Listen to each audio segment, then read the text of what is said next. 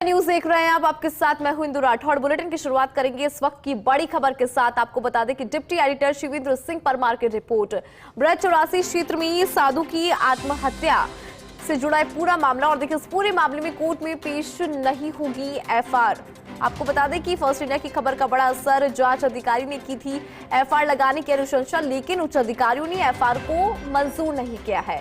Bharatpur IG Rahul Prakash ने बताया, प्रकरण के निष्कर्ष से नहीं है सहमत, सभी तथ्यों पर नहीं हो पाया है गहन अनुसंधान, इसलिए इसके अग्रिम अनुसंधान के आदेश यहां पर किए गए हैं।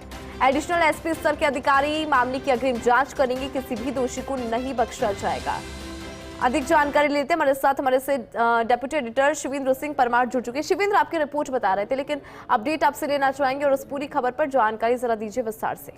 देखिए, बड़ी खबर है क्योंकि पिछली जब कांग्रेस की सरकार थी प्रदेश में, उस समय घटना हुई थी जब जो तंत्र थे उन्होंने ब्रज 84 क्षेत्र में जिस तरीके से अवैध खनन हो रहा था उसको लेकर खुद को आग लगाकर आत्महत्या कर दी थी।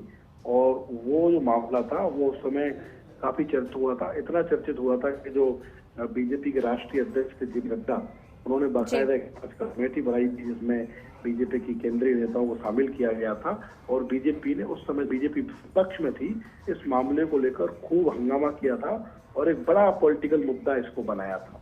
लेकिन कल जो हमारा फर्स्ट इंडिया का न्यूज़पेपर है उसने एक एक्सक्लूसिव खबर की हमारे सहयोगी पंकज सोनी ने, और उन्होंने बताया उस खबर में कि जो जांच अधिकारी हैं उस प्रकरण में उन्होंने एफआईआर के लिए अनुशंसा की है।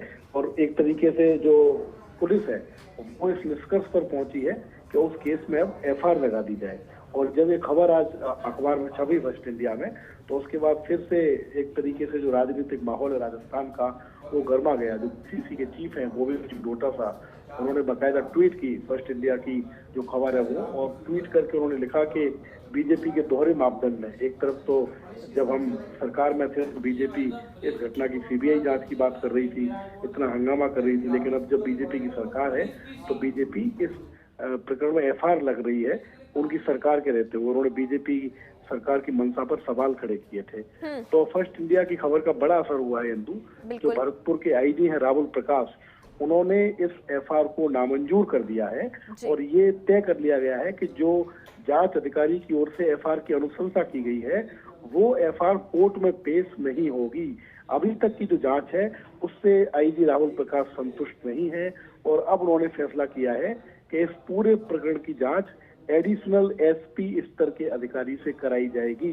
और उन्होंने यह भी कहा है, फर्स्ट इंडिया से पहले बातचीत हुई है जो भरतपुर रेंज के आईजी राहुल प्रकाश उनकी, उन्होंने कहा है कि जो भी इस मामले में दोषी है उसको बख्शा नहीं जाएगा, हर पहलू की जांच होगी और एडिशनल एसपी स्तर के अधिकारी इसकी जांच करेंगे। तो ये बड़ा असर है फर्स्ट इंडिया की खबर का कि जहां एफआईआर लगने वाली थी बहुत चर्चित साधु आत्महत्या वाले मामले में, उसमें एफआईआर नहीं लगेगी बल्कि एडिशनल एसपी स्तर के अधिकारी जांच करेंगे, हर एंगल से जांच होगी और जो भी उसमें दोषी है उसको बख्शा नहीं जाएगा।